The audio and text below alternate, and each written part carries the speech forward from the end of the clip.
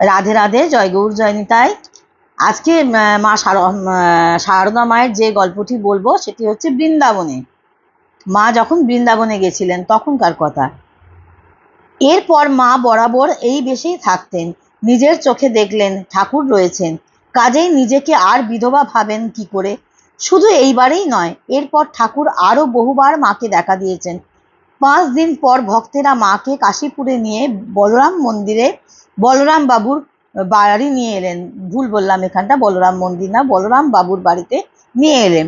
সেখানে 8 দিন থাকার পর ঠাকুরের কয়েকজন স্ত্রী ভক্ত এবং লাট্টু মহারাজ, যোগিনী মহারাজ প্রভৃতির সঙ্গে 1886 খ্রিস্টাব্দের 30শে আগস্ট মা তীর্থযাত্রা করেন। বৈদ্যনাথ, কাশী ও অযোধ্যা হয়ে বৃন্দাবনে আসেন। বৃন্দাবনে প্রায় 1 বছর ছিলেন। কাশীতে বিশ্বনাথের আরতি দর্শনের সময় ঠাকুর আবার মা তাকে দেখা দেন এবং হাত ধরে সেখান থেকে তার বাসায় পৌঁছে নিয়ে যান। বৃন্দাবনের পথে মা আবার ঠাকুরকে দেখেন। ট্রেনে যাবার সময় জানলায় হাত রেখে শুয়েছিলেন। হাতে ঠাকুরের সোনার ইষ্ট কবচটি পরা ছিল। হঠাৎ দেখেন ঠাকুর জানলা দিয়ে মুখ বাড়িয়ে বলছেন, দেখো কবচটি যেন না হারায়।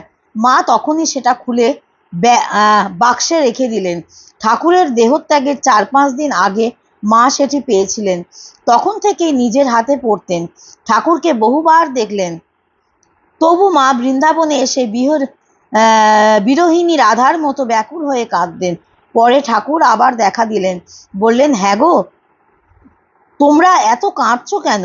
এই তো আমি রয়েছি, গেছি কোথায়? এই যেমন এ ঘর আর ও ঘর। কি সুন্দর কথা, এই যেমন এ ঘর আর ও ঘর।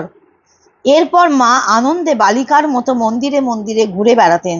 এই সময় বৃন্দাবনে মা বলেছিলেন, আমি রাধা। মন্দিরে শ্রীকৃষ্ণের কাছে প্রার্থনা করেছিলেন, কারোর যেন দোষ না দেখি। মা সবসময় বলতেন, দোষ নিজের দেখো, দোষ কারোর দেখো না।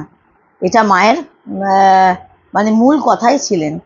বৃন্দাবন পথে হাতটি জানলায় কহেন কবচ যে শুনে সারদা খুলে চলছে ট্রেন, তাতে কবচ বাঁধাতায় ও হাতে বাঁধা আছে পেটিকা মাঝে তুলে।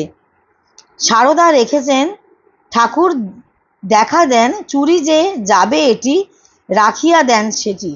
এটা হচ্ছে এই যে লাস্টে যেগুলো বলছি, এগুলো হচ্ছে গল্পের শেষে একটু করে মানে সারদা মায়ের কথা, এগুলো ছন্দে ছন্দে লেখা রয়েছে। আমি সেটাও বাদ দিচ্ছি না, সেটাও আমি পড়ে তোমাদের শোনাচ্ছি যাতে তোমাদের ভালো লাগে। আজ এই পর্যন্ত, বৃন্দাবনের কাহিনীটি এই পর্যন্ত। তোমরা সঙ্গে থাকো, সাথে থাকো আর শুনতে থাকো। রাধে রাধে, জয় গৌর জয় নিতাই।